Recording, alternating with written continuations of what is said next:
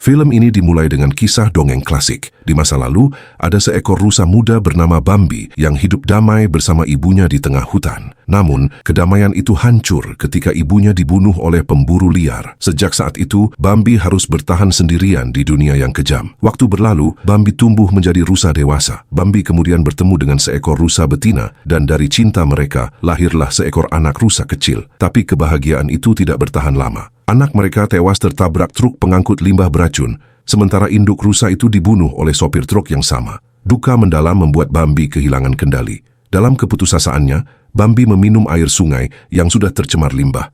Bukannya mati, tubuhnya justru berubah menjadi makhluk buas penuh kebencian dan amarah. Sejak itu, satu hal yang ada di kepalanya hanyalah balas dendam. Cerita kemudian beralih ke sekelompok pemburu yang kini menguasai kawasan hutan tersebut.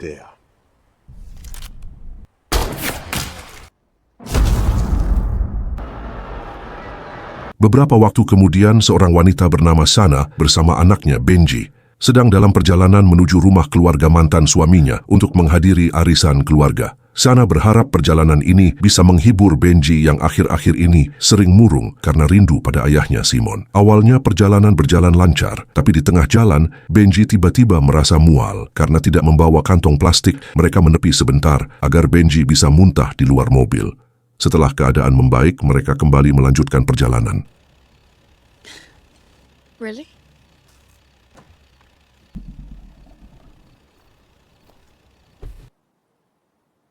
Namun nasib berkata lain. Saat melewati hutan, mobil mereka tiba-tiba diseruduk oleh sesuatu yang besar dan kuat hingga terguling.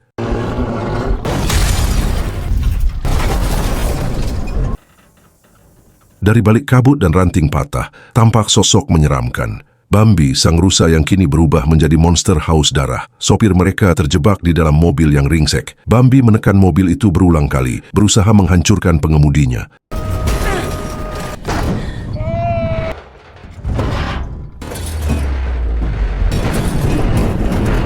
Sana dan Benji berhasil keluar dan lari sekuat tenaga, meninggalkan teriakan dan suara logam remuk di belakang mereka.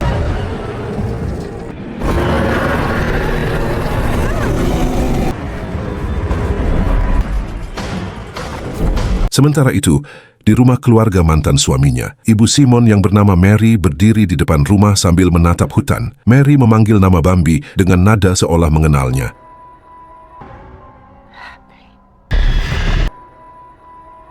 Ada sesuatu dalam tatapan Mary, sebuah ikatan aneh yang sulit dijelaskan. Mary ternyata mengidap demensia, membuat adiknya, Andrew dan istri Andrew, Harriet, harus selalu mengawasinya. Begitu menyadari Mary keluar sendirian, Harriet segera menariknya kembali ke dalam rumah.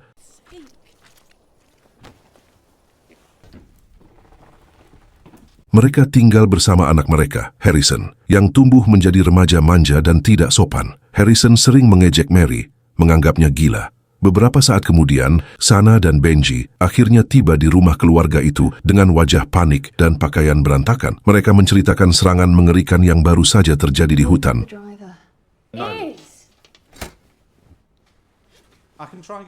Andrew segera sadar bahwa sesuatu yang berbahaya sedang berkeliaran di luar sana. Andrew berencana menghubungi polisi, tapi sinyal di daerah itu sama sekali tidak ada. Karena itu, Andrew meminta saudaranya, Joshua, pergi ke bukit untuk mencari sinyal. Sementara itu, Sana berusaha menenangkan Benji yang kakinya terluka akibat kecelakaan tadi. Di waktu yang sama, rekan-rekan Simon sedang menyusuri jalan hutan dan menemukan bangkai mobil yang sudah hancur. Di antara serpihan logam dan kaca, mereka mendapati sebuah ponsel yang ternyata milik Sana. Sebelum sempat berpikir lebih jauh, suara berat dan mengerikan terdengar dari arah pepohonan. Suara itu milik Bambi. Mereka langsung terdiam. Udara seakan berhenti. Ketiganya bersiaga, menatap ke segala arah, takut jika makhluk itu muncul kapan saja. Sementara itu di rumah, Sana masih sibuk mengobati luka Benji. Namun suasana tegang bertambah ketika Sana melihat tingkah Harrison yang dengan seenaknya mengejek nenek Mary. Anak itu benar-benar tak tahu sopan santun. Sana sempat terkejut ketika melihat lukisan yang dibuat oleh Mary. Gambar rusa besar dengan mata tajam dan darah menetes di sekelilingnya. Lukisan itu tampak begitu hidup, seperti ada sesuatu di balik goresan catnya.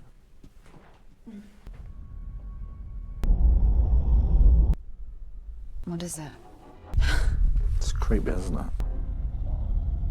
Di sisi lain, rekan Simon yang masih berjaga di hutan mulai kehilangan kendali. Ketegangan membuat mereka panik. Dalam kebingungan, salah satu dari mereka tak sengaja menembak seseorang dan ternyata itu Yosua yang sedang berusaha mencari sinyal di bukit.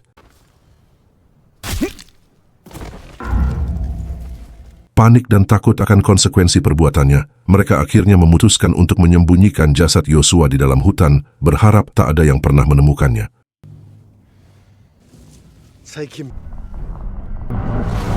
Kembali ke rumah, Benji masih bersama nenek Mary. Harrison yang sejak tadi mengganggu terus saja bicara kasar. Ia menyuruh Benji agar tidak mendengarkan omongan Mary karena menurutnya wanita tua itu sudah gila. Tapi begitu ibunya memanggil, Harrison meninggalkan mereka. What? Benji yang penasaran mulai memperhatikan nenek Mary dengan lebih saksama. Ada sesuatu yang aneh. Mary tampak gelisah, pandangannya kosong, seolah sedang menunggu sesuatu muncul dari balik kegelapan. Benji memperhatikan gambar-gambar yang digoreskan Mary, semuanya memperlihatkan sosok rusa besar dan bayangan hutan.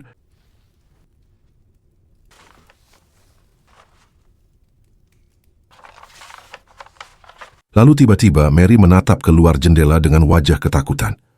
Mary berbisik pelan, seakan tahu apa yang akan terjadi.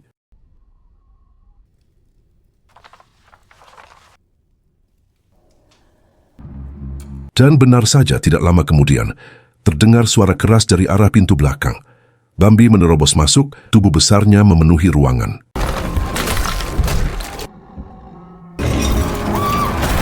Keluarga Andrew terkejut dan panik.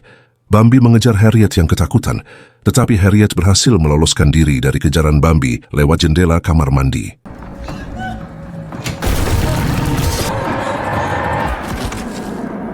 Di luar sana, Mary, Benji, Andrew, dan Harrison bergegas ke mobil yang terparkir di halaman. Andrew buru-buru menyalakan mesin, tapi di saat yang sama, mereka sadar Harriet masih tertinggal di dalam rumah. Tak sempat berbuat banyak, mereka menyaksikan dari jauh bagaimana Harriet tewas mengenaskan, tubuhnya diterkam Bambi hingga terbelah dua.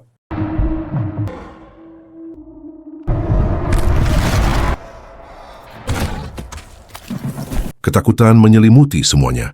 Andrew langsung menancap gas mencoba kabur dari kejaran monster itu. Namun Bambi tak mudah ditinggalkan. Dengan tubuh besarnya yang kini jauh lebih kuat dari rusa normal, Bambi berlari secepat mobil yang melaju di jalan tanah itu. Setiap langkahnya membuat tanah bergetar dan mobil nyaris terguling saat mesin tiba-tiba tersendat.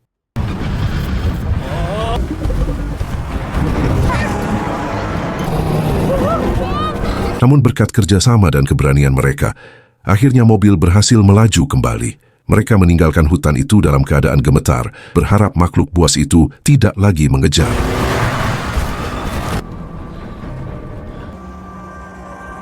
Sementara itu, rekan-rekan Simon yang sedang menelusuri hutan akhirnya tiba di rumah Andrew yang berantakan.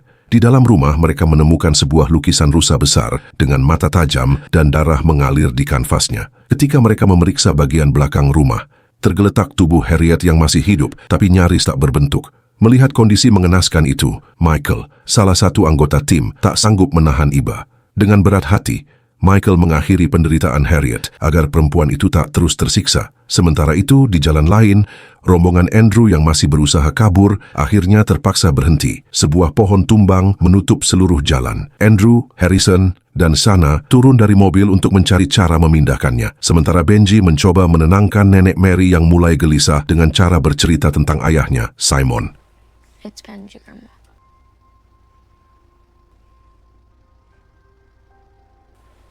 It's Benji, Grandma. Andrew dan Harrison mengikatkan tali ke batang pohon, berusaha menariknya keluar dari jalan. Sana sempat kembali ke mobil, mencoba menenangkan dan meyakinkan bahwa semuanya akan baik-baik saja. Namun ketenangan itu tak berlangsung lama. Dari kegelapan, Bambi muncul tepat di depan mobil. Tanpa pikir panjang, Sana berteriak menyuruh Benji menginjak gas sekuat mungkin. Mobil melesat kencang, tapi sialnya kaki Andrew tersangkut tali yang masih terikat di pohon. Ia terseret Andrew belakang mobil. Selama beberapa kilometer tak sempat melepaskan diri.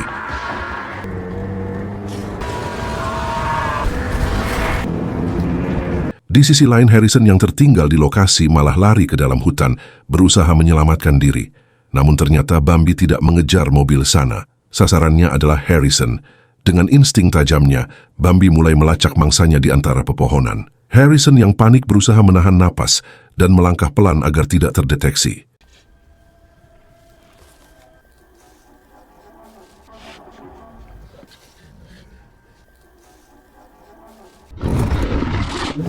Tapi langkahnya justru terpleset dan ia jatuh ke tumpukan kotoran rusa. Bau busuk itu justru menyelamatkannya. Saat Bambi mendekat, makhluk itu tidak mencium aroma manusia dan memilih pergi. Harrison menarik napas lega, tapi ketenangan itu tidak bertahan lama. Sementara itu, mobil yang dikemudikan Benji akhirnya kehabisan bahan bakar. Sana turun untuk memeriksa keadaan dan meminta Benji menjaga Nenek Mary. Saat melihat di belakang mobil, Sana menemukan tubuh Andrew yang terseret. Wajahnya rusak parah dan tubuhnya tak lagi bernyawa. Benji yang penasaran ikut keluar, matanya membesar melihat jasad itu. Dalam situasi kacau itu, Nenek Mary yang ditinggalkan sendirian justru keluar dari mobil dan berjalan masuk ke dalam hutan. Sana dan Benji buru-buru mengejarnya. Di tengah hutan, Harrison yang masih hidup berusaha mencari jalan keluar. Suara dari balik semak membuatnya menegang.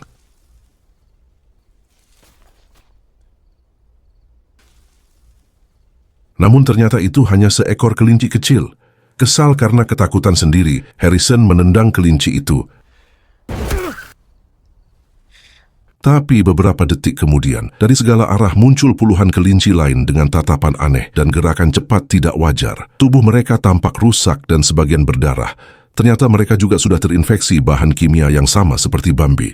Harrison mencoba mundur perlahan, tapi sialnya ia tersandung dan jatuh tepat di atas jebakan pemburu. Besi tajam menjepit kepalanya, membuatnya tak berdaya. Kawanan kelinci itu langsung menyerbu, mencabik tubuhnya hingga tak tersisa. Semua kejadian mengerikan itu terekam oleh CCTV tersembunyi, menandakan bahwa sejak awal ada pihak tertentu yang memantau pergerakan di dalam hutan dan mungkin sedang menjebak Bambi. Kembali ke Sana dan Benji, mereka akhirnya menemukan Mary di tengah hutan, tapi wanita tua itu mulai berbicara tak jelas, seperti orang yang tahu ajalnya sudah dekat.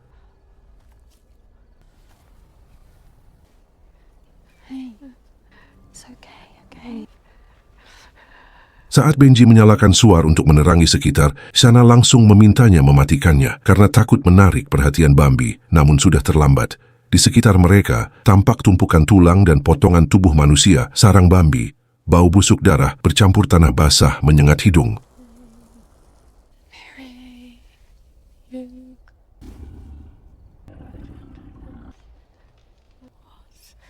Tak lama kemudian, Bambi muncul di depan mereka dan langsung menyerang. Sana, Mary, dan Benji berlari sekuat tenaga, berhasil keluar ke jalan raya tepat sebelum Bambi menerjang.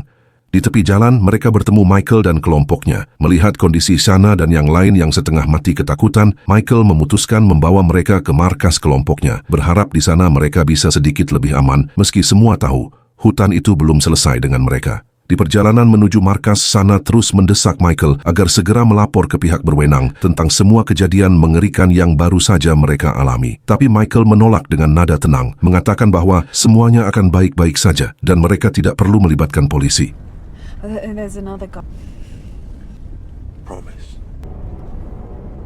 Begitu tiba di markas, suasana tegang langsung terasa. Dari kejauhan terdengar suara langkah kaki yang membuat Michael spontan waspada. Michael segera mengambil senjata dan berjalan pelan ke arah sumber suara. Namun ternyata yang muncul adalah Simon. Melihat ayahnya, Benji langsung berlari dan memeluknya dengan lega. Tapi kebahagiaan itu hanya sesaat. Sana terkejut saat tahu bahwa Simon ternyata bagian dari kelompok pemburu yang selama ini beroperasi di hutan itu. Pria yang selama ini ia kira sibuk dengan urusan bisnis ternyata menyembunyikan sesuatu jauh lebih gelap. Kekecewaan mengalir di wajah Sana. Mereka berdebat keras, saling menyalahkan.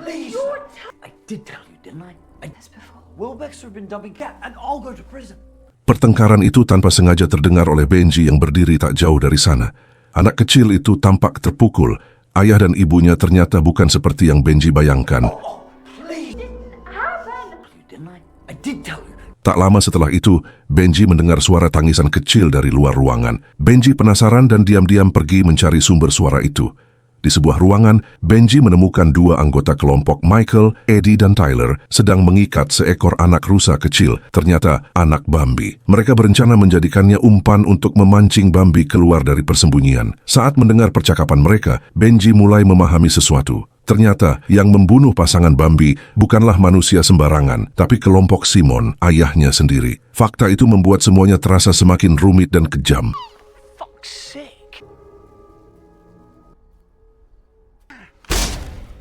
Sementara itu, Sana yang ingin melapor ke polisi mencoba meminjam telepon genggam. Namun Michael langsung menodongkan senjata ke arahnya, melarangnya keras. Michael mengatakan bahwa mereka tidak membutuhkan bantuan polisi. Mereka hanya ingin menyelesaikan ini dengan tangan sendiri, membasmi Bambi dan semua hewan yang sudah terinfeksi limbah beracun. X.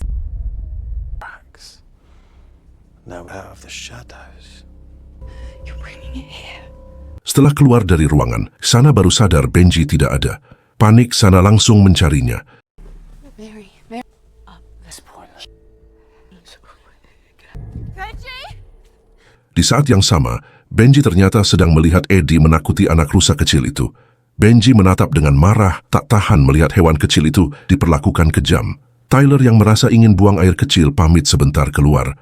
Tapi saat Tyler menyalakan senter, sesuatu di kegelapan mulai bergerak. Ternyata Bambi berdiri di depannya dan langsung mengakhiri hidup Tyler.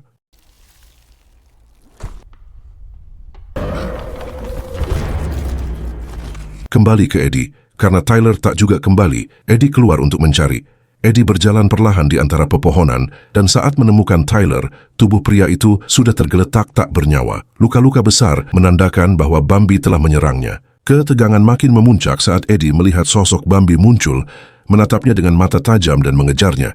Di sisi lain, Benji yang masih bersama anak rusa kecil itu justru merasa iba. Benji melepas ikatan hewan itu dan membiarkannya pergi. Namun tindakan Benji ternyata tertangkap kamera pengawas.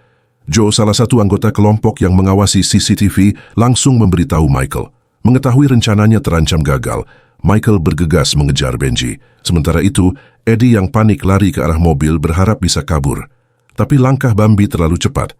Dalam beberapa detik, hewan buas itu menghabisi Eddie.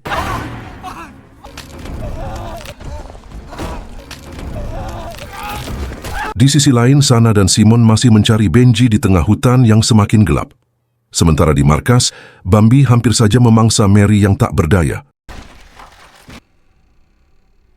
Tapi sebelum sempat melakukannya, suara gaduh Joe dari arah ruang kontrol menarik perhatiannya.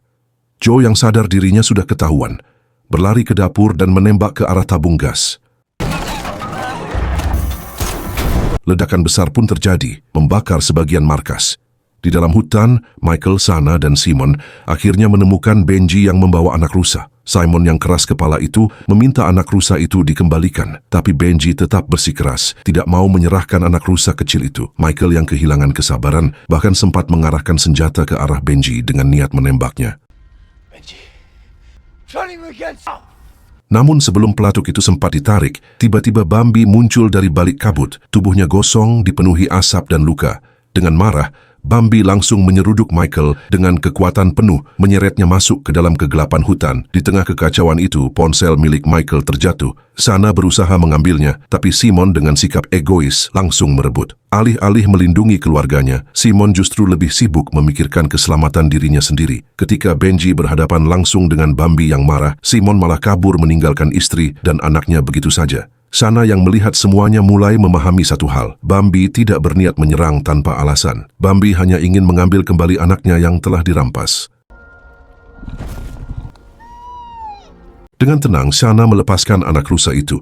Perlahan, suasana menegang mulai mencair ketika anak Bambi mendekat dan menenangkan ayahnya.